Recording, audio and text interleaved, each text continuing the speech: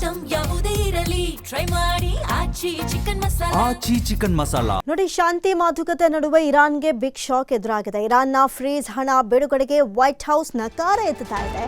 ಷರತ್ತು ಒಪ್ಪಿದೆ ಎಂಬ ವರದಿಯನ್ನ ತಳ್ಳಿ ಹಾಕಿದ ವೈಟ್ ಹೌಸ್ ವಿವಿಧ ದೇಶಗಳಲ್ಲಿ ಫ್ರೀಸ್ ಆಗಿರುವ ಇರಾನ್ ಹಣ ಸುಮಾರು 30 ಲಕ್ಷ ಕೋಟಿಗೂ ಅಧಿಕ ಹಣಕ್ಕೆ ತಡೆಯನ್ನು ಒಡ್ಡಲಾಗಿದೆ.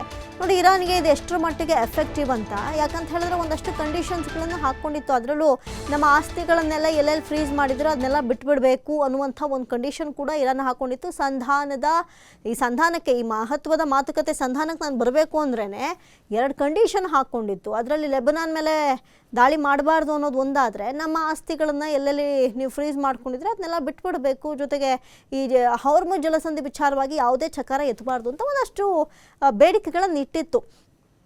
ಆದರೆ ಈಗ ನೋಡಿ, ಶಾಂತಿ ಮಾತುಕತೆ ನಡುವೆ ಒಂದು ಕಡೆ ಇರಾನ್ಗೆ ಬಿಗ್ ಶಾಕ್ ಎದುರಾಗ್ಬಿಟ್ಟಿದೆ. ಯಾಕಂತ ಹೇಳಿದ್ರೆ, ಈ ಇರಾನ್ನ ಹಣಗಳೆಲ್ಲ ಎಲ್ಲೆಲ್ಲಿ ಫ್ರೀಸ್ ಮಾಡಿದ್ಯೋ ಅಲ್ಲಿಗೆ ಆ ಒಂದು ವೈಟ್ ಹೌಸ್ ಹಣವನ್ನು ಬಿಡುಗಡೆ ಮಾಡೋದಕ್ಕೆ ನಕಾರವನ್ನು ಎತ್ತಲಾಗ್ತಾ ಇದೆ ವೈಟ್ ಹೌಸ್ ಕಡೆಯಿಂದ. ಷರತ್ತು ಒಪ್ಪಿದೆ ಎನ್ನುವಂಥ ವರದಿ ಓಡಾಡ್ತಾ ಇತ್ತು. ಆದರೆ ಈ ವರದಿಯನ್ನು ಕೂಡ ತಳ್ಳಿ ಹಾಕಿದ ವೈಟ್ ಹೌಸ್ ವಿವಿಧ ದೇಶಗಳಲ್ಲಿ ಸದ್ಯಕ್ಕೆ 30 ಲಕ್ಷ ಕೋಟಿಗೂ ಹೆಚ್ಚು ಹಣ ಸದ್ಯ ಇರಾನ್ದು ಈಗ ಫ್ರೀಸ್ ಆಗಿದೆ.